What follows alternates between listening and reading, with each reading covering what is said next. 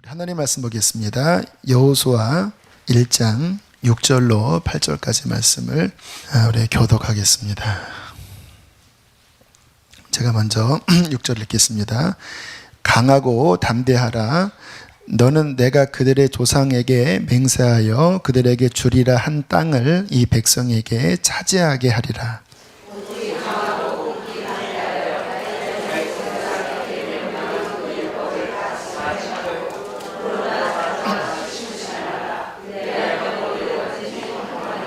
함께 했습니다. 이 율법책을 내 입에서 떠나지 말게 하며 주야로 그것을 묵상하여 그 안에 기록된 대로 다 지켜 행하라. 그리하면 내 길이 평탄하게 될 것이며 내가 형통하리라. 아멘. 지난주에 한 교우 가정을 신방을 했습니다. 왜 신방을 했냐면 어머님이 믿지 않으시는 분이신데 심지어는 어릴 때 이렇게 따님이 교회에 다닌다고 핍박을 좀 심하게 했던 그런 어머님이셨어요. 그런데 따님이 열심히 기도를 하셔서 그 어머님의 마음의 문이 많이 열리셨고, 조금 안 된 일이시지만 수술을 잘못하셔서 하반신이 이렇게 마비가 되셔서 정신적으로 충격이 오시고, 굉장히 인생에 어떻게 보면 가장 큰 시련을 만나서, 근데 그게 이제 하나님의 어떤 역사하심으로 말미암아 이제 마음이 이렇게 어느 정도 열리셨나 봐요. 그래서 좀 제가 와서 복음을 전해달라고 해서 어머님에게 찾아뵈서 아무튼 잘 이렇게 막 어루만져 드리면서 사랑으로 이제 말씀을 서로 함께 나누는 시간을 가졌습니다. 뭔데 이제 연로하신 또 시골 어르신이니까 딱딱한 이렇게 말씀을 전하기보다는 대화를 나눴습니다. 계속 기도하면서 성령께서 어떻게 좀 틈을 주실까. 그런데 이제 보통 사람들이 그러잖아요. 본인은 믿지 않아도 믿는 사람과 이야기를 하면 본인이 알고 있는 믿는 사람들을 자꾸 이렇게 이야기를 꺼내 주십니다. 좀 서비스 형태로 이런 분을 압니다. 나도 믿지는 않지만 알고 있는 사람이 있습니다. 그런 얘기를 많이 하시잖아요.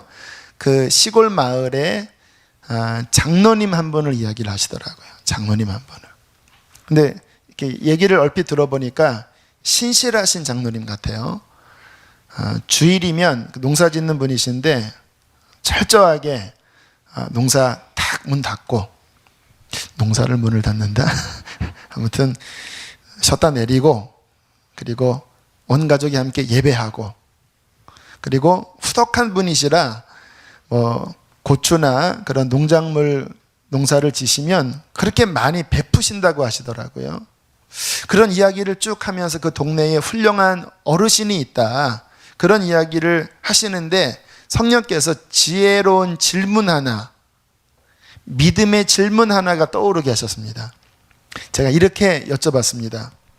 어머님, 그 장로님이 일주일에 한 번 쉬면 참 그 시간에 다른 사람들은 일하잖아요. 그리고 자기가 거둔 농작물을 다른 사람들에게 그렇게 후덕하게 나누어 주면 인간적으로 생각하면 동네 사람 가운데 좀 못 살아야 되잖아요. 7분의 1 노동력이 떨어지니까.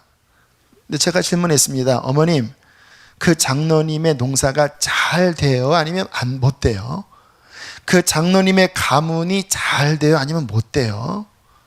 제가 이렇게 질문을 했어요. 왜 질문을 했냐면 믿는 구석이 있기 때문에. 생면부지의 장로님이시지만 얘기를 들어보니까 하나님께서 시골 마을에서 그러한 믿음이면 하나님이 증거를 보이시겠다. 그랬더니 어머님 하시는 말씀이 농사 잘 되죠. 막 고추를 하면 막 그쪽 농작물들은 그렇게 잘 자라고, 그리고 그 가문을 10년, 20년 이렇게 보는데 그 자녀들이나 모든 것들이 점점 이렇게 펴나가는, 이게 이제 한 동네에서 몇십 년 토박이 사니까 이게 보이잖아요. 그 뚜렷하게 보이신다고 그렇게 이야기를 하시더라고요. 여러분, 제가 왜 감히 알지도 못하는 그 상황에 그러한 도전적인 질문을 드렸는지 아십니까? 여러분, 어떤 사람이 진실하게 하나님의 말씀에 순종하며 살면 잠깐은 어려울지 몰라도, 인생의 어떠한 기간에는 어려움이 있을지 몰라도 궁극적으로는 하나님께서 열어주십니다. 제가 그거를 믿어요. 왜? 하나님 신실하기 때문에. 그 어머니 어떻게 됐냐고요? 영접했지요. 영접기도 하는데 뜨거운 은혜가 임하더라고요. 그렇게만 했냐고요? 지난 주일날 교회에 앉아 계셨지요. 지난주 설교 소돔과 고모라의 멸망이었는데 그렇게 그런 어머니 한 두 분, 교회 처음 오신 분이 한 두세 분 계셔서 좀 핀트가 안 맞나? 소돔과 고모라의 멸망이 어떻게 들리셨나? 아무튼 근데 예배 끝나고 나오는데 또 표정이 밝으시더라고요. 이렇게 안아드리고 또 기도도 해드렸는데, 아무튼 또 그런 이야기도 나눴습니다. 제가 시골에서 목회를 해봤는데 그것도 하나의 예증이에요. 제가 목회했던 그 마을은 교회가 오래전부터 중심적인 역할을 했던 마을이에요.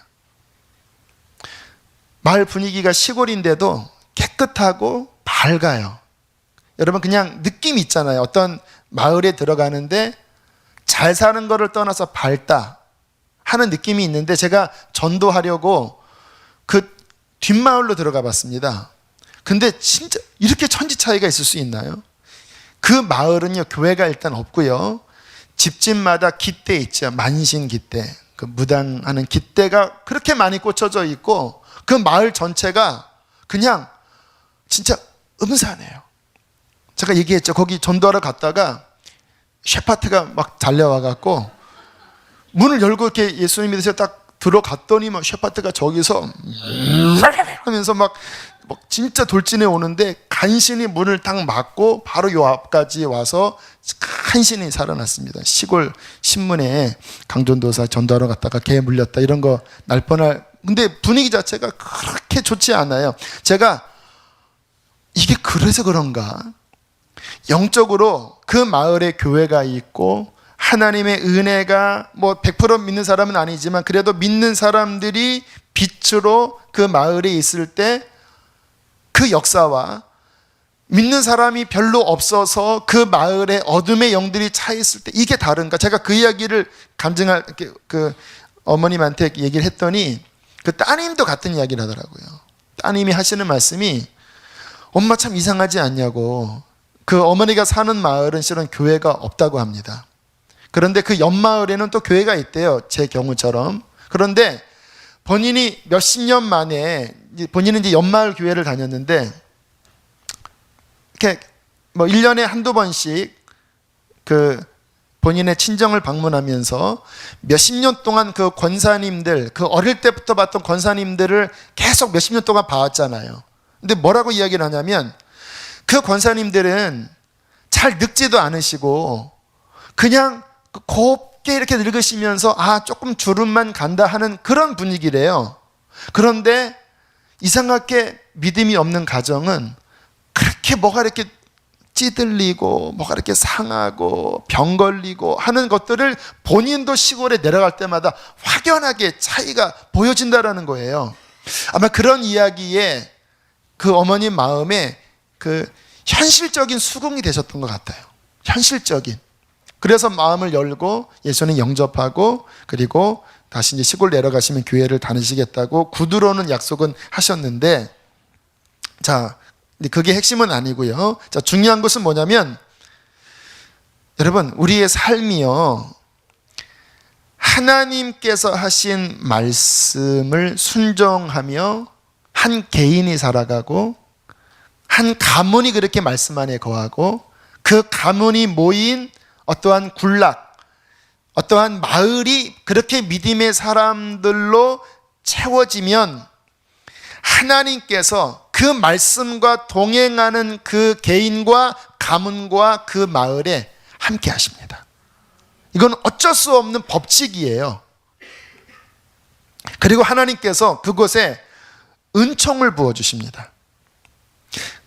지난 화요일 날 허은석 선교사님 말씀을 함께 들었는데 저희 홈페이지에다가도 좀 그분을 올릴게요. 참 귀한, 보니까 지난주에 돌아가셨는데 참 귀한 간증인데 그 아마존이요 너무 척박한 도시래요. 척박한 그런 완전 그 밀림지 지역인데 그 허은석 선교사님과 남편 선교사님이 그쪽에 들어가서 한 20년간 피땀 흘려 복음을 전하면서 얼마 전에 무슨 일이 있었냐면 강력한 회개 역사가 일어났대요. 그 아마존의 밀림의 미개인들 무슨 지식이 있겠습니까? 근데 어쨌든 뭐 20년간 사역을 하니까 그들이 교회에 나오고 또 뭐 신학교도 막 나오고 했지만 정말 말씀에 순종하는 삶은 아마 안 살았던 것 같아요. 근데 어느 날 이 허은석 선교사님이 이제 암이 걸리고 또 다시 좀 회복이 돼서 새벽인가 말씀을 전하는데 갑자기 강력한 회개형이 임했대요. 그러더니 갑자기 그 모여있던 아마존 원주민들이 갑자기 막 숲으로 뛰어가더래요. 회개하러. 근데 숲이 굉장히 위험하다고 하다. 독충, 뭐 독사 이런 것 때문에 위험한 곳이 숲인데 그 위험을 무릅쓰고 숲에 들어가니 그냥 하루 종일 통곡을 하면서 그 미개인들이 회개를 했대요. 그리고는 다시 이제 선교사님 있는 곳에 모여서 한 사람씩 앞에 나가서 자백을 하기 시작하는데요.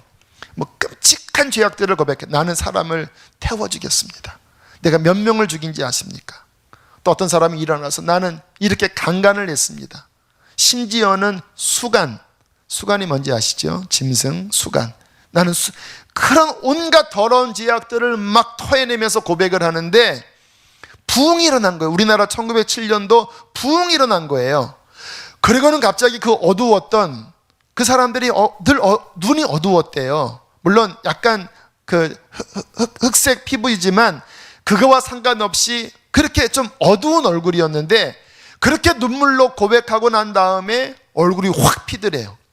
그리고는 무슨 일이 벌어졌냐면 그 아마존 정글에 망고가 그 마을에 안 열렸었대요. 그런데 망고가 열리기 시작했대요. 일종의 사인입니다. 그런 그 예화 많이 있거든요. 그 마을 전체가 회개하고 부흥이 일어났을 때 그러한 사진 보셨나요? 농작물이 막 몇 배나 큰, 막 그냥 호박이 막 이따만하고 그냥 그거 하나 먹으면 며칠 먹을 정도의 엄청난 막 결실들이 맺혀지는 역사가 일어나거든요. 역사적으로. 그런데 그 아마존 정글에 그러한 역사가 일어나는 하나님의 증거를 보여주셨다라는 거예요. 여러분, 성도들이 믿음 안에 꾸준히, 말씀 안에 꾸준히 살면 하나님께서 은총을 베풀어 주십니다. 제가 드리는 말씀은 기복주의 이야기하는 거 아니에요. 뭐 세속적으로 성공한다 이런 말씀 드리는 거 아니에요. 제가 드리는 말씀은 뭐냐면 말씀 안에 순종할 때 하나님께서 심령의 평강을 주십니다. 그리고 영적으로 그 공동체가 하나 되게 하세요. 감사가 넘치게 하세요. 여러분 생각해 보세요. 마음이 평안하고 서로 사랑하고 감사가 넘치고 은혜 안에 성실하게 살면 그의 삶의 영역이 주 안에서 복되겠습니까? 저주스럽게 되겠습니까? 당연히 모든 것들이 평안하고 복되게 되는 것이지요. 자, 바로 이것이 하나님의 말씀 안에 온전히 거하면 일어나는 하나님의 축복의 증거라는 거예요. 자, 오늘 본문을 다시 한번 보겠습니다.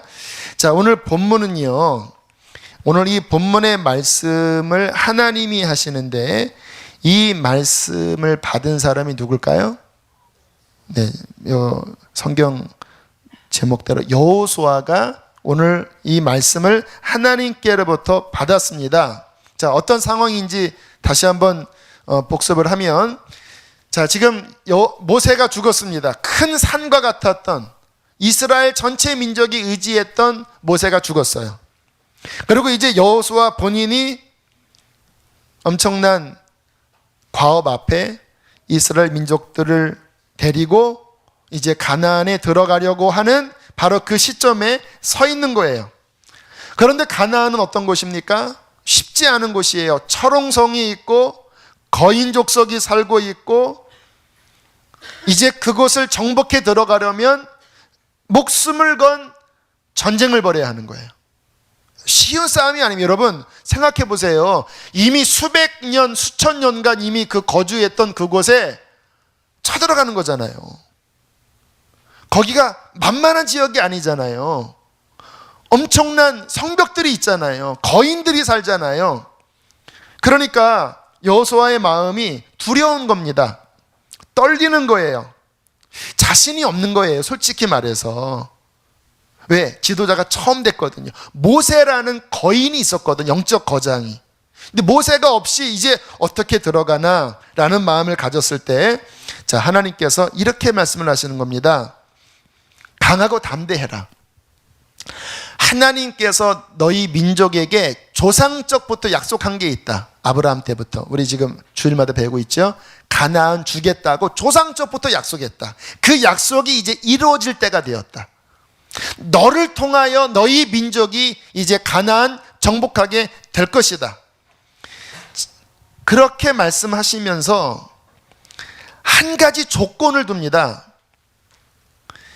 너를 통하여 이스라엘 백성이 가나안의 정복을 하긴 할 거지만 한 가지를 해야 한다. 그것이 뭐냐? 따라하겠습니다. 말씀을 행하라.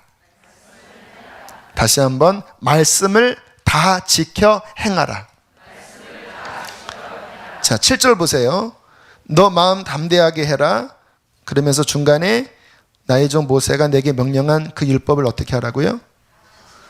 다 지켜 행하고 어떻게 하지 말라고요? 자, 이게 핵심입니다. 한 가지만 하면 된다. 모세를 통하여 내가 이미 기록한 나의 법, 나의 뜻, 이거를 너는 지키되 그냥 지키는 게 아니라 어떻게 지키라고요? 통전적으로 지켜라. 전체적으로 지켜라. 그리고 치우치지 말아라. 치우치라는 말은 뭐냐면요, 말씀에서 벗어나는 것도 치우친 거고, 요거 하나 붙잡고 저거는 신경 안 쓰는 것도 치우치는 거예요. 그러니까 말씀을 전체적으로 봐라. 그래서 하나님께서 여호수아에게 밤낮 묵상하라 그러잖아요. 주야로 묵상해라. 그리고 너의 삶이, 너의 생각이 이 말씀의 바운더리 밖에 넘어가지 않게 하라. 부분만이 아니라 전체적으로 살펴라. 요것만 하면 내 길이 형통하리라. 내가 너와 함께 할 거다. 요것만 하면 네가 어디로 가든지 너는 형통할 거야. 여러분, 지금 굉장히 중요한 말씀을 주님께서 여호수아에게 또 우리에게 주고 계신 거예요. 하나님께서 만드신 중요한 법칙이 뭐냐면요, 우리가 기도하면서 어떠한 특별한 하나님의 음성을 듣고 그리고 특별한 영적 체험하는 것 중요합니다. 그러나 그거보다 더 중요한 건 뭐냐면요, 이미 기록된, 하나님이 이미 온전하게 계시하신 이 말씀 안에 거해버리는 거예요.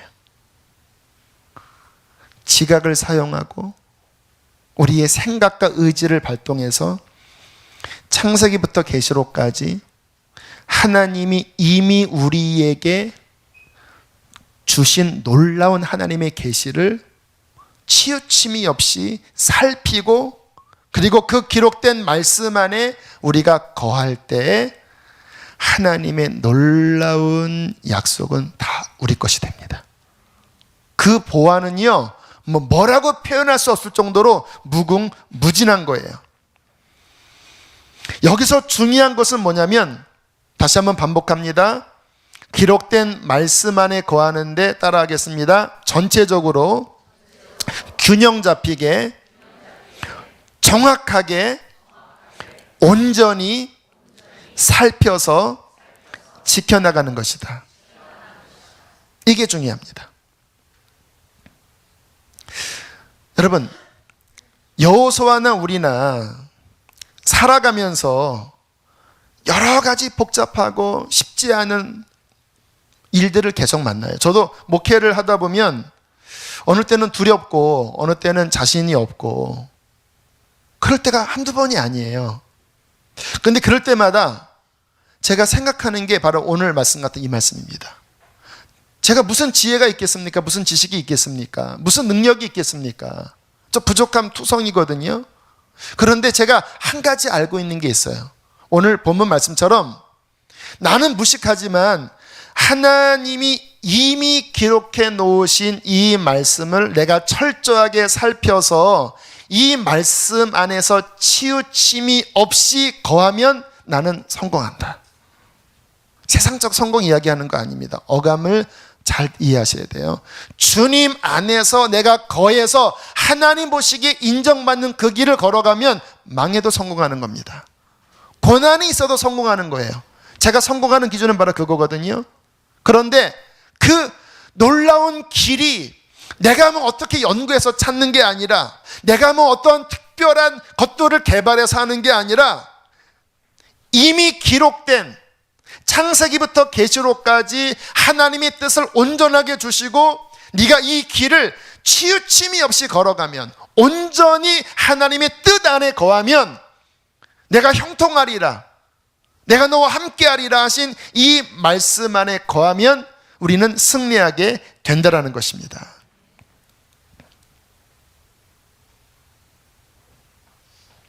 여러분, 그렇기 때문에 우리에게 중요한 것은 뭐냐면요, 매사에 우리가 가정사, 또 교회 일, 또 여러 가지 교우 간의 관계의 어려움들, 가정 간의 관계의 어려움들, 또 어떠한 내 진로의 문제, 끊임없이 우리에게 문제가 오잖아요. 그렇죠? 그때 우리가 그 문제를 풀어가는 유일한 답은 뭔지 아십니까? 기록된 말씀에서 뭐라고 말씀을 하셨나? 이거 생각하셔야 돼요. 그것도 내가 좋아하는 한 구절 말씀이 아니라 성경을 전체적으로 살피면서 지금 내가 처한 이 질문에 대해서 하나님의 말씀은 뭐라고 가르쳐 주시나? 여러분, 하나님의 말씀은 우리에게 이 땅을 살아가면서 넉넉하고 충분히 살 수 있는 모든 길을 이 안에 제시해 놓았습니다. 관심을 안 갖고 그냥 내 판단, 내 경험, 내 전통, 내 습관대로 가니까 치우쳐버리는 거예요. 내 감정에 치우치고, 내가 경험했던 내 경험에 치우쳐버리고, 내 속에 끌리는 뭔가의 욕구에 치우치니까 그런 말미암아 하나님과 동행이 잘 안 되는 거예요. 시험이 오는 거예요. 시험이. 왜 신앙생활에 시험이 옵니까? 하나님의 말씀을 놓쳐버린 거예요. 어떠한 상황이든지 하나님께서 말씀하신 그 기준을 살피고 그 위에 서면 시험은 우리에게 시험되지 않습니다. 왠지 아십니까? 말씀 안에 거하는 자를 하나님께서 분명히 성경 말씀에 형통하게 붙잡는다고 말씀을 하셨어요. 할렐루야. 뭐가 형통인지 아십니까? 하나님이 함께하면 형통이에요. 답답하고 어려운 환경이 있는데 눈만 감으면 하나님이 나와 함께 하시는 게 느껴져요. 요셉처럼 형들에게 버림받고 여주인한테 모함받고 종살이하고 감옥살이 했지만 그는 말씀 안에 거했습니다. 눈만 감으면 하나님이 은혜가 함께 하셨어요.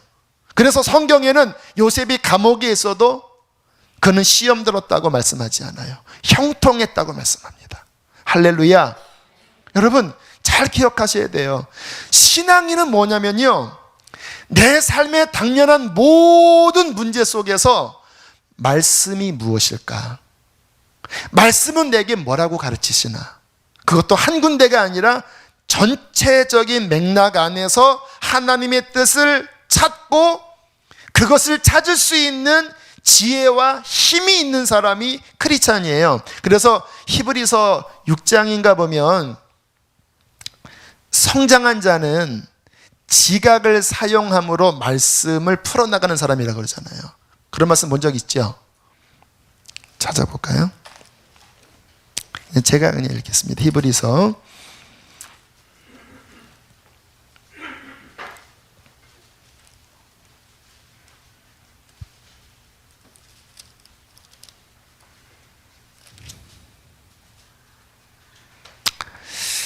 어디죠? 안 보이네. 지각을 사용함으로 연단을 받아 6장 5장 14절. 아우 할렐루야. 감사합니다. 5장 14절 찾으신 분은 읽으세요. 시작. 단단한 음식은 장성한 자의 것이니 그들은 지약을 사감으로 연단을 받아 선악을 분별하는 자들이니라. 그 위에 보면 젖을 먹는 자마다 어린아이니 의의 말씀을 경험하지 못한 자지만 단단한 음식은 장성한 자의 것이니 지각을 사용함으로써 하나님 말씀 안에 그 딱딱한 껍질 안에 있는 것들을 깨서 그 안에 있는 것들을 뽑아서 먹을 줄 아는 사람이 장성한 사람이라고 말씀하여 주시는 것입니다. 감사하게 하나님이 저에게는 그러한 훈련을 어릴 때부터 시켜주셨습니다. 그래서 대학교 때부터만 생각을 해도요, 제가 교회에서 성경 공부를 어른들 대상으로 좀 했었는데 어느 날 성령님에 대해서 알고 싶더라고요. 성령님. 여러분 성령님 얼마나 알고 싶으시죠? 어떻게 제가 연구했는지 아십니까? 창세기 1장부터 요한계시록 22장까지 그 말씀에 나와 있는 성령이라는 단어와 거기에 관련된 것들은 싹싹 찾았습니다. 지금은 이렇게 컴퓨터로 검색하니까 쉽거든요. 아날로그로 찾았습니다. 손으로 그냥 펴가면서 쭉쭉쭉쭉쭉 전체를 모아서 그 가운데 성령에 관하여 말씀하신 것들이 비슷한 것들을 서로 연결시켜서 주제를 만들고 그 주제의 말씀이 무엇인지를 정리해서 10강을 만들어서 교우들과 함께 나눴어요. 그런 식으로 말씀을 받다라는 거예요. 제 삶에 어떠한 의문이 생기면 저는 말씀을 봤어요. 말씀이 뭐라고 하시나. 제가 아까 전에 자주 말씀드릴 때 학교 다니면서 저에게는 수많은 의문들이 있었습니다. 교수님들이 뭐 마귀는 없다, 뭐 죽으면은 끝이다, 이런 식의 그 자유주의적인 그런 이야기들을 그렇게 많이 하셨고, 다원주의적인 그런 분위기라서 꼭 예수만 믿고 천국 가는 거 아니다, 뭐 불교를 통해서도 천국 가는 길이 있고, 뭐 이런 쓸데없는 이야기들만 하셨어요. 지금 들으면 황당하지만 20살짜리 아이가 학교에 가서 교수님들한테 그런 이야기 듣고, 그리고 선배들 막 그런 이야기 막 함께 이야기하고, 친구들은 다 거기에 막 빨려 들어가는데 내가 무슨 수로 그 안에서 마음을 지키겠습니까? 그냥 분위기 따라 혹하는 거예요. 하지만 저는 기록된 말씀 밖으로 안 넘어가기로 작정했습니다. 그래서 말씀이 뭐라고 하냐? 내가 곧 길이요 진리요 생명이니 나로 말미암지 않고는 아버지께로 올 자가 없느니라. 말씀, 기록된 말씀이 저의 기준으로 잡은 거예요. 그리고 궁금할 때마다 도서실 가서 성경을 읽고 또 주석책을 보고 하면서 말씀 안에 또 기준을 잡고 여기까지 온 것이 지금 돌이켜보니까요, 제 인생의 가장 큰 자산이 된 거예요. 할렐루야. 여러분 삶의 자산이 뭡니까? 시편 119편에 나의 자산은 이것이니 곧 하나님의 말씀을 지킨 이것이 나의 자산입니다. 오늘 성경에서 말씀하신 겁니다. 네가 엄청난 임무가 있지만, 네 임무를 감당할 수 없지만 한 가지만 하면 된다. 내가 이미 기록한 그 말씀을 좌로나 우로나 치우침이 없이 샅샅이 전체를 살피고 그 안에 거하라. 그리하면 내가 어디로 가든지 형통할 것이다. 그것만 하면 내가 너와 함께 할 것이다. 왜? 하나님은요, 그런 분입니다. 말씀의 진리 안에서 우리와 교제하는 거예요. 말씀을 벗어났는데 이게 안 되는 거예요. 이 다원주의나 이 자유주의는 뭐냐면요, 진리를 벗어나도 하나님은 사랑이 많으시기 때문에 그럼에도 불구하고 뭐가 된다라는 겁니다. 하나님은 사랑이시지만 그분은 진리 안에서 사랑이세요. 아담과 하와가 선악과를 먹지 않고 순종 안에 있을 때에 하나님의 언약, 복의 언약이 아담 거지, 선악과 먹어버려서 말씀 밖에 벗어나 버리면 저주가 임하는 거예요. 이게 창세기부터 계시록까지 똑같은 하나님의 원리입니다. 그래서 우리가 신앙생활을 할 때 늘 살필 것은 뭐냐면, 내가 기록된 말씀 안에 거하고 있는가. 나의 결혼생활, 청년들이 있습니까? 나의 연애생활, 나의 직장, 나의 신앙생활, 지금 내 안에 있는 감정조차도, 여러분 감정에 속지 마세요. 감정은요 왔다 갔다 합니다. 감정은 나를 속인다라니까요. 여러분의 경험, 거기에 의지하지 마세요. 경험 의지하면 실패합니다. 경험이 기준 아니에요. 우리의 기준은 기록된 하나님의 말씀입니다. 말씀 밖에 넘어가면 다 넘어지는 거예요. 대표적인 성경의 예가 다윗과 솔로몬입니다. 다윗은 잘 아는 이야기죠. 하나님 사랑해서 법궤를 모셔왔다가 법궤를 끌고 갔던 우사라는 종이 번개 맞아 죽었습니다. 왜 그랬을까요?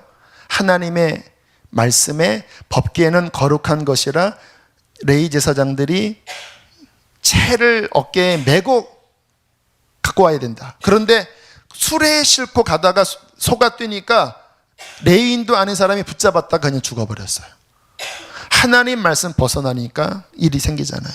저는 가장 충격적인 게 솔로몬입니다.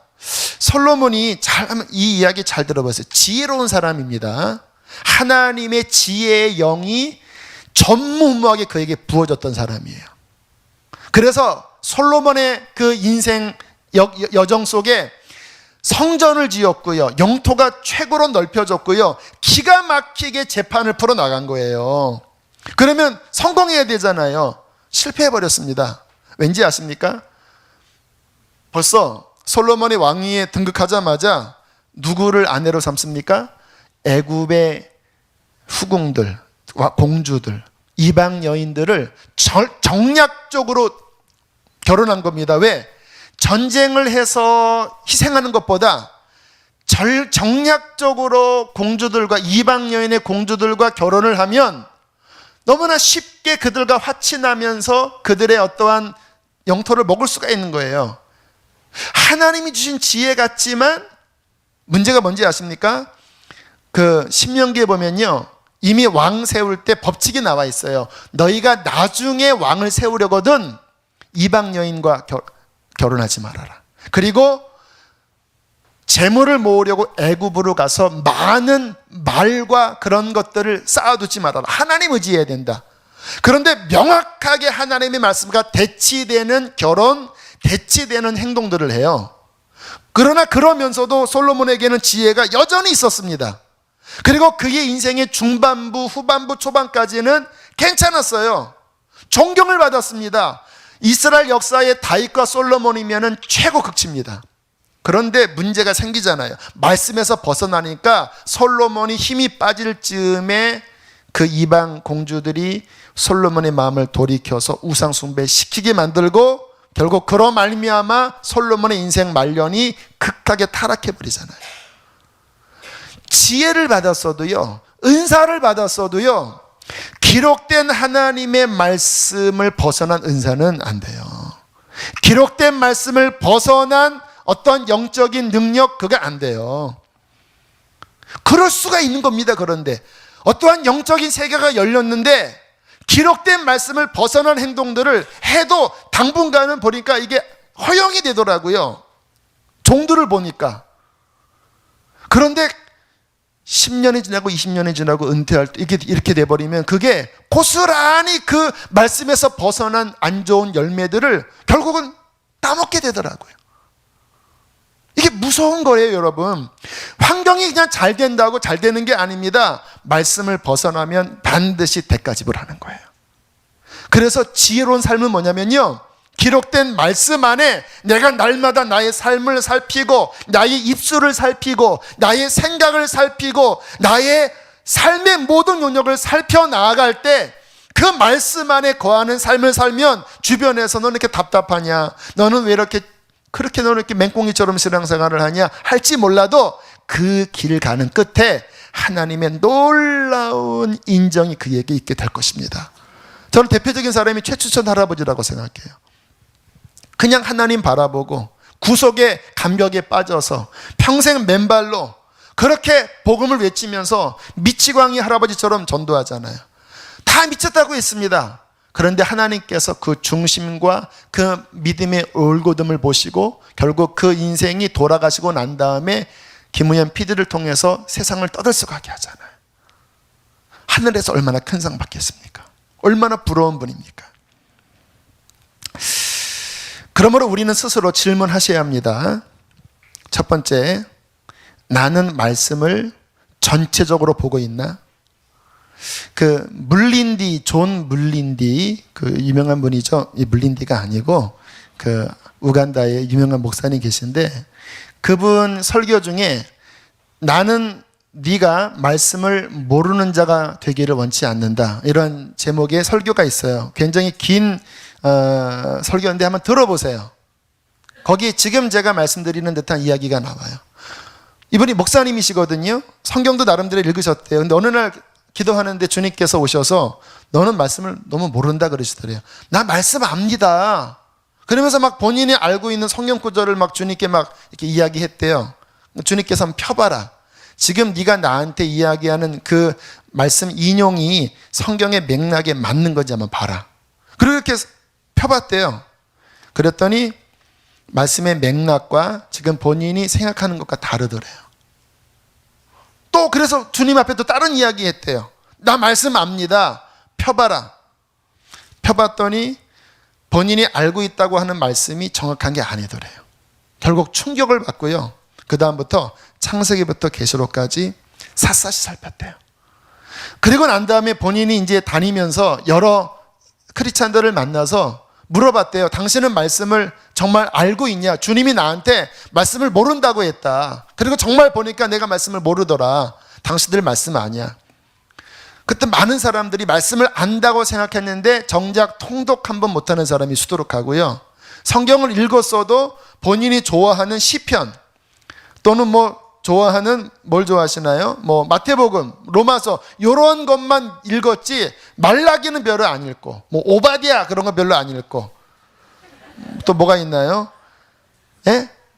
레위기 이런 거 별로 안 읽고 그러니까 말씀이 치우쳐버린 거예요. 왜? 하나님께서는 창세기부터 계시록 전체 안에 하나님의 온전한 뜻을 계시하여 주셨어요.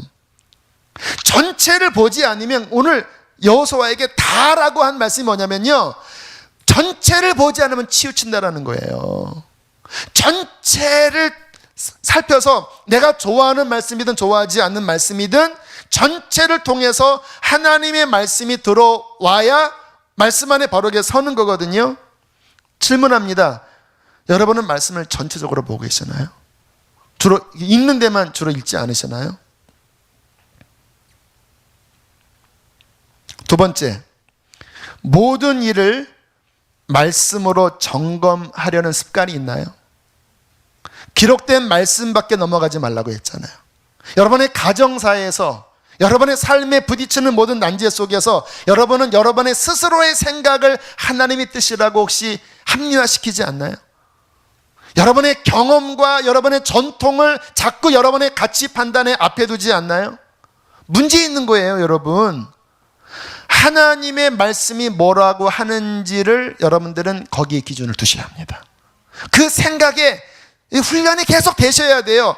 그렇지 않으면 우리는 좌로나 우로나 치우쳐 버리게 된다는 것입니다. 저는 저 스스로 물론 저도 그렇게 100% 못 살아요. 하지만 저는 그러한 하나님의 사람 되기를 원합니다. 저는 이 수지선한 목자 교회가 아까도 제가 여러분을 군인입니다 적으세요라고 했던 이유는요, 제 마음 때문에 이야기하는 게 아니에요. 성경에서 말씀하시는 교회란, 성경에서 말씀하시는 크리스찬이란 지금 이 보통의 크리스찬의 그러한 수준 낮은 모습이 아니에요. 주님을 위해서 죽을 수 있는 마음을 가지셔야 합니다. 할렐루야. 내 감정이 이렇게 막 요동하고, 여러분 이거 안 돼요, 여러분. 물론 영적으로 어린아이일 때는 그럴 수 있어요.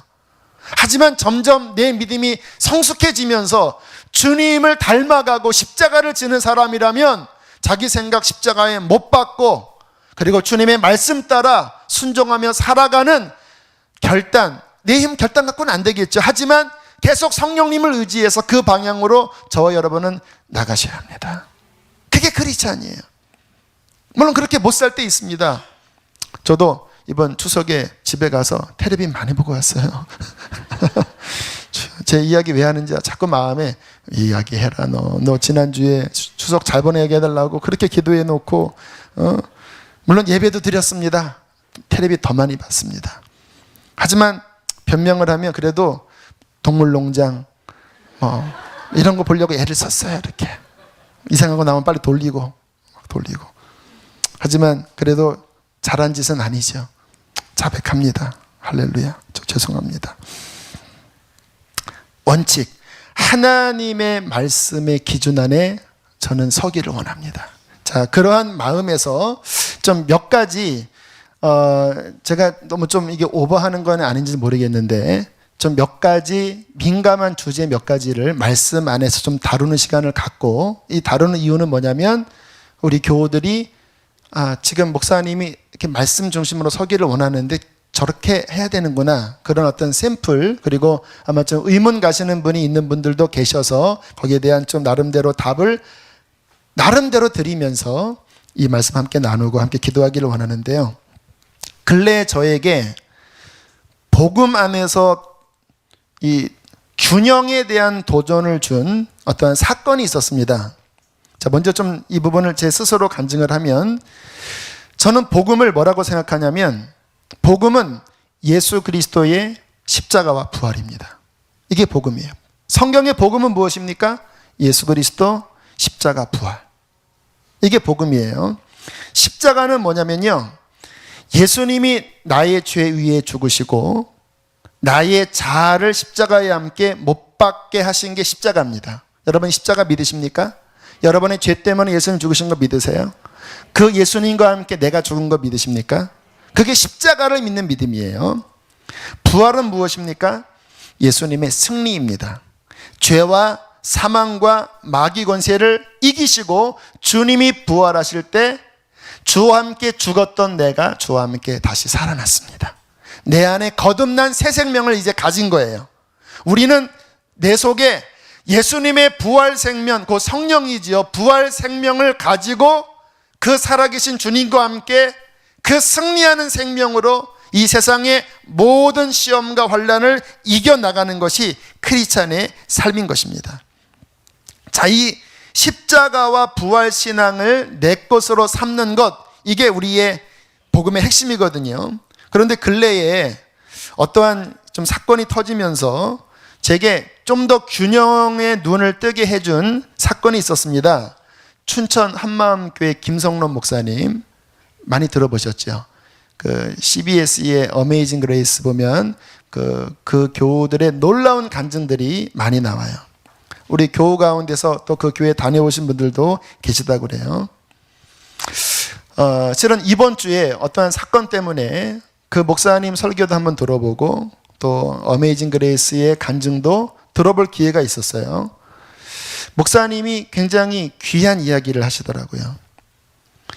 목사님의 지적은 무엇이었냐면, 본인이 그 전에 십자가를 설교를 했을 때는 사람들이 감격도 하고 은혜는 받았지만 뭔가 이렇게 확고한 신앙이 아니었대요. 제자 훈련을 하시는 분이시거든요. 그렇게 한 10년 정도 지나다가 이게 무슨 문제가 있을까? 그러다가 다시 성경을 보니까 사도행전에 강조점이 부활에 있더래요. 부활에.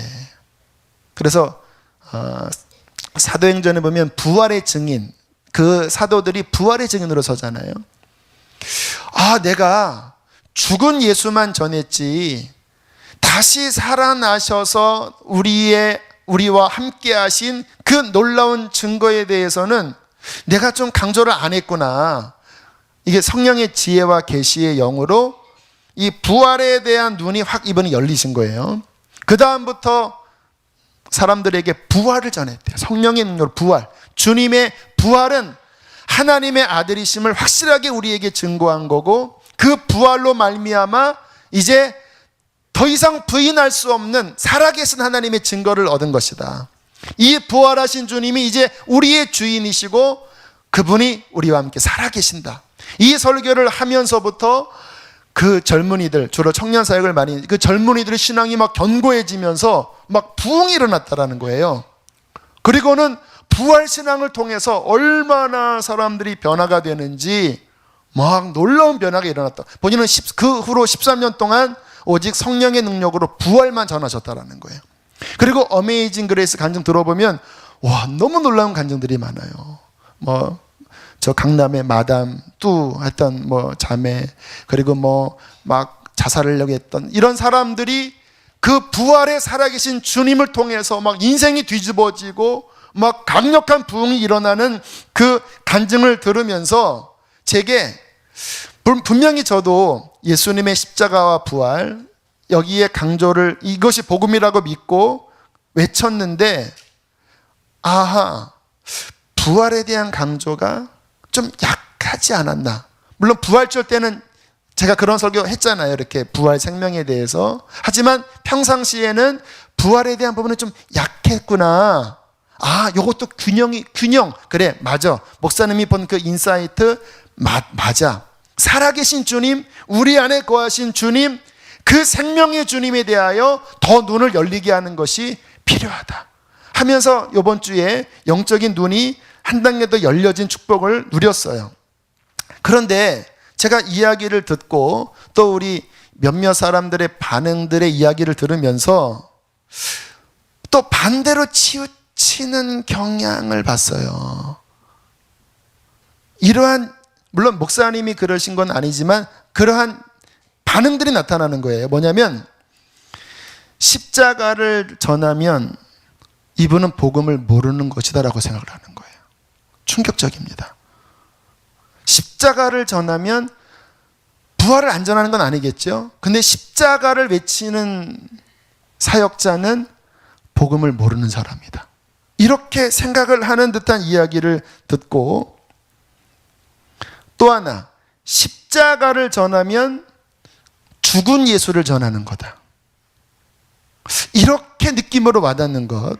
또 하나, 죄를 외통이 여기는 것으로 회개하는 것은 너 이제 부활신앙 좀 붙잡고 더 이상 그렇게 눈물 흘리고 그런 거 하지 마. 이렇게 흘러가는 모습. 제가 그런 느낌의 이야기들 듣고 이건 아닙니다. 그건 또 치우쳐버리는 거예요. 왜냐하면 십자가와 부활은 한 덩어리입니다. 물론 균형을 갖게 이야기해야 돼요. 근데 부활에 대한 균형 갖는 거 맞아요. 맞아요. 좋은 겁니다. 강조할게요. 그런데 십자가 이야기하면 죽은 예수를 전하는 거고, 십자가만 전하면 부활을 전하지 않기 때문에 복음을 모르는 것이고, 십자가만 전하면 이거는 너무 다시 해. 이렇게 반응을 하는 거는 대단히 치우쳐버리는 거예요. 왜냐하면 제가 성경을 다시 전체를 보는데 사도 바울의 말씀을 기억해 보세요. 갈라디아서 6장에 보면 십자가 외에는 내가 자랑할 것이 없다. 십자가로 말미암아 내가 세상과 함께 못 박히고 세상이 나에 대해서 못 박혔다. 고린도전서 2장에 보면 내가 너희 가운데 거할 때에 십자가와 못 박히신 예수 그리스도 외에는 내가 다른 것은 알지 않기로 작정했다. 여러분, 십자가의 구속의 강력한 강조는요, 그 안에 부활이라는 말을 하지 않았을지라도 복음의 충분한 능력이 그 안에 들어있는 것입니다.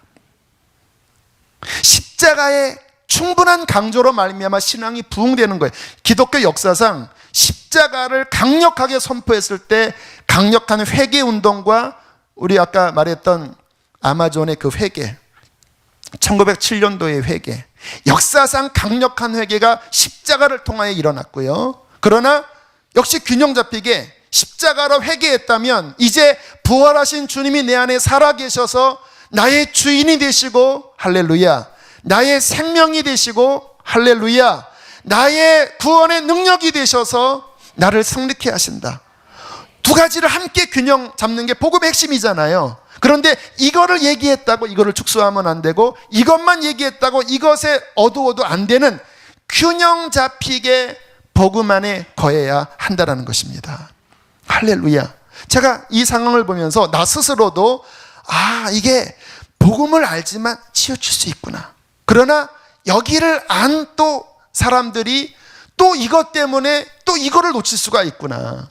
사람이 좌로나 우로나 치우치기 쉬운 존재입니다. 중요한 것은 왜 사람이 치우치냐면요, 저는 어떠한 아젠다가 생길 때마다 말씀은 전체적으로 보거든요. 이 상황에서는 이렇게 말씀하고 저 상황에서는 저렇게 말씀하는 부분들을 함께 살피면서 전체를 기도하면서 바라보면 하나님이 그 안에 균형을 주십니다. 그러면 그 말씀이 가르치시는 그만큼 균형에 서면 하나님께서는 그 신앙 위에 성령의 기름을 부어 주시는 것입니다. 치우치면 안 돼요. 자, 또 하나, 이 부분도 아무튼 고민스러운 부분이기는 한데요. 제사 문제는 뭐 큰 문제는 아니죠. 제사는 귀신에게 하는 거기 때문에 하나님 기뻐하지 않습니다. 제사는 크리스찬이 참여하면 안 되고 고난받을지라도 싸워 나가야 되는 부분이고요. 제사 음식, 제사 지내고 먹는 음식을 성경에서 먹지 말라고 금하고 있습니다. 그런데 이제 어떠한 부분에서는 허용을 하냐면 본인은 제사에 참여하지 않고 그리고 나는 하나님 바라보고 있는 사람인데 어떻게 하다가 제사 음식이 나왔어요. 나는 상관 안 해요. 그럴 경우에는 아무리 뭐 이런 제사상에 들어갔다 나온 음식이라 할지라도 나는 거기에 참여하지 않고 관심도 없고 하나님을 바라본 사람이라면 자유하게 먹어도 된다. 그러나 만약에 누군가 그것을 보고 시험이 든다고 하면 그때는 하나님의 영광을 위해서 그 음식을 먹지 말아라. 그렇게 가르치는 바가 있지요. 자, 그 부분은 이제 명확한데 근래에 이제 이런 추석이나 또는 어떤 일들을 앞두고 추도 예배에 대한 질문들을 근래에 받았었습니다. 근데 저는 여기에 관심이 별로 없었습니다. 왜냐하면 저의 가정 자체가 제사를 지내지 않았고 또 돌아가신 분도 별로 없어서 이제 올해부터 이제 아버님 돌아가셨으니까 그 질문에 이렇게 대처했는데 가끔 교우들이 추도 예배 드려달라고 하면 드렸습니다. 그리고 여기도 계신데 이제 제사 지내다가 추도 예배로 바뀌어서 이 상황을 도와달라고 그래서 거기 있는 그 예문 같은 것도 함께 나눈 적도 있어요. 그런데 올 총괄 한 4월쯤에 저희 교우는 아닌 어떠한 집사님이 그런 질문을 해봤습니다.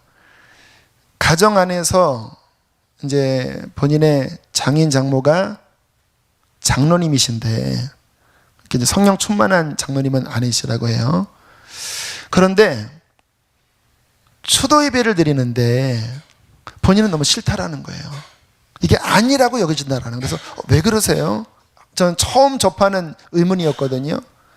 하시는 말씀이 거기에서 하는 형식은 거의 제사랑 비슷하고 그냥 예배만 드리는데 그 돌아가신 장본인은 천부교 신앙촌 있죠. 거기에 있다가 돌아가신 분이라는 거, 천국 못 가신 분이라는 거예요.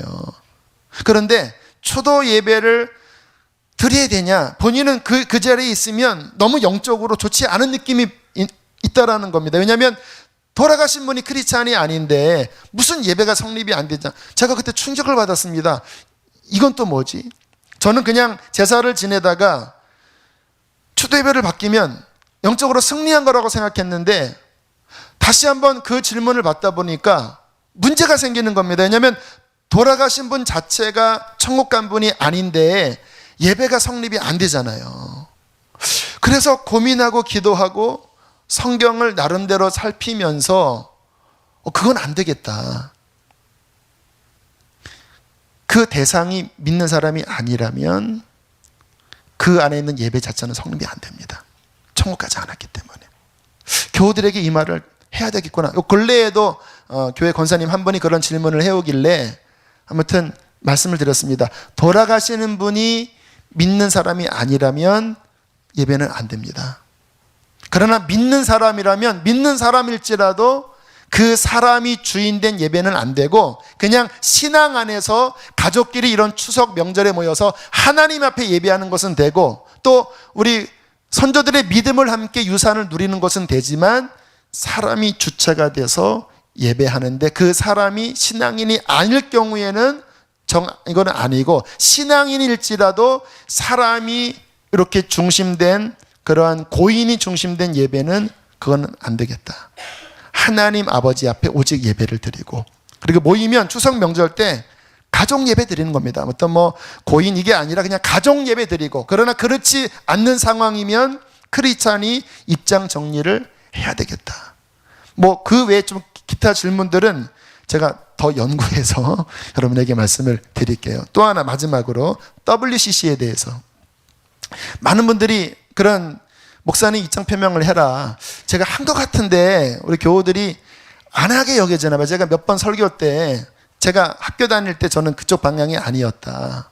근데 제가 왜 얘기를 안 했냐면 거기에 신경 쓰고 싶지가 않은 거예요, 솔직하게. 복음을 살피고 말씀을 살피는 것만 해도 하는데 막 그거 변증하고 또 거기 들어가서 막 왜냐면 연구해야지 제가 정확하게 말씀을 할 거 아닙니까? 인터넷에 뜬 여러 가지 자료들은 아무튼 나름대로 근거가 있는 것 같긴 한데 제가 원소스를 보지 않으면 저는 어떤 이야기를 조심스럽게 하는 편이거든요. 그래서 별로 얘기를 안 했는데 이제 점점 이제 총회도 다가오고 또 우리 교우들 중에서 또 그런 이야기를 했대요. 이 감리교는 그쪽입니다. 그래서 목사님도 그쪽으로 갈지도 모른다. 그래서 이 교회 조심해야 된다. 뭐 이런 얘기도 했대요. 제발 좀 그렇게 하지 말아주세요.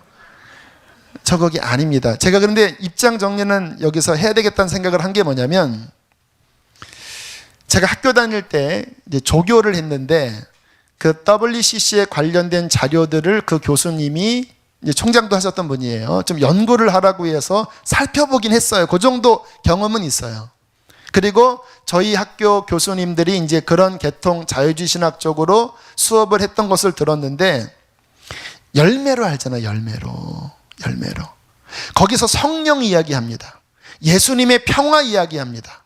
그런데 아까 이야기했던 십자가의 부활, 예수 그리스도, 이 원래 복음에서 말씀하신 기록된 말씀에서 전혀 빗나간 굉장히 인본주의 누룩이 섞인 성령 복음이에요. 결국 그 열매가 미국에 있는 그쪽 계통의 교회들, 학교들, 유럽에 있는 그쪽 계통의 학교들 다 죽어버렸어요. 열매로 아는 거예요. 제가 뭐 신학적으로 뭐는 뭐다, 그거를 다 밝힐 여력도 없고 지혜도 안 돼요. 그러나 명확하게 말씀드리는 것은 열매로서 그쪽에서 말하고 뭐 어떻게 무슨 포장해서 말하든 간에 제가 강조하는 것은요, 우리가 십자가 앞에 회개하고 예수 그리스도의 보혈과 또 부활의 생명의 능력으로 우리가 온전히 진리의 말씀 안에 거하여 주님만을 붙잡고 나아갈 때 이 마지막 시대에 우리의 신앙의 순전성을 지켜 나가게 될 줄로 믿습니다. 섞이면 안 돼요. 에큐메니칼이라는 말이 뭐냐면 그 WCC가 결국 에큐메니칼이거든요. 열린 마음으로 하나 되어 서로 대화하자 이 말이에요. 그러나 우리의 대화는 진리 안에서의 대화지, 진리를 벗어나는데도 하나가 좋으니까 너도 나도 우리 모두 하나 된 화평을 이루자. 여러분, 진리에서 타협하면요, 그 진리는 진리가 안 돼요. 명확하게 진리 위에 서야 합니다. 그러면 어떤 분들은 그러더라고요. 그러면 이 교회가 감리교 탈퇴할 거냐? 탈퇴 안 합니다. 왜냐하면 감리교회 물론 수장은 그 방향이지만 개 교회에 그렇게 막 터치하면서 뭐 가서 절해라 이렇게 안 해요. 우리가 노하면 그냥 끊어지는 거예요. 이렇게 그냥 안 하는 거예요. 굳이 그거 며칠 하다가 말 건데 괜히 그것 때문에 막 머리하고 그런 거 갖고 싸우고 싶지 않고 저는 십자가 복음, 부활의 복음 가지고 영혼을 변화시키는 이 싸움을 하기를 원하는 것입니다. 제가 지금 무슨 말씀을 드리려고 하는지 아세요? 뭐 WCC나 뭐 제사나 뭐 그런 한마음께 이야기가 핵심이 아니고 결국 우리의 삶의 중요한 것은 모든 일에 말씀이 뭐라고 이야기하시나, 그것도 균형 잡히게 뭐라고 하시나. 물론 우리가 지혜가 부족하기 때문에 또 신학자가 아니기 때문에 제가 말한 것 가운데 부족함이 있을 수 있어요. 하지만 겸손하게 기도하고 성경 자체를 살피면서 여러분이 하나님 앞에 겸손히 나아간다면 여러분이 천국에 들어갈 넉넉할 지혜를 하나님께서 말씀을 통하여 주실 것입니다. 여러분, 좌로나 우로나 치우치지 마십시오. 주의 말씀을 주야로 묵상하십시오. 그 길 위에 서십시오. 여러분의 감정을 의지하지 마십시오. 세상의 풍조 따라가지 마십시오. 말씀 위에 서기만 하면 여러분은 어디로 가든지 형통할 것입니다. 그 결단을 하시게 되기를 주의 이름으로 축복합니다. 우리 함께 시간 찬양하고 기도하겠습니다. 주님 다시 오실 때까지.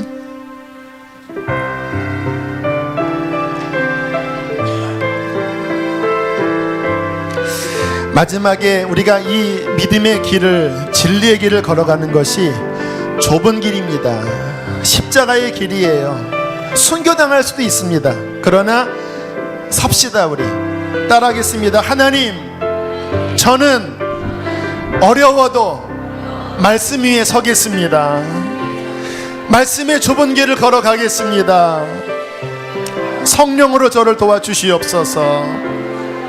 아멘. 이 찬양 고백하고 기도합니다. 주님 다시 오실 때까지, 주님 다시 오실 때까지 나는 이 길을 가리라.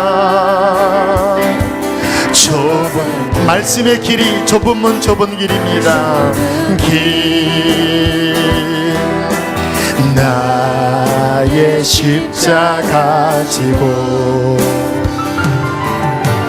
나의 가는 이 길 끝에서 나는, 여러분 정말 우리 각오해야 합니다.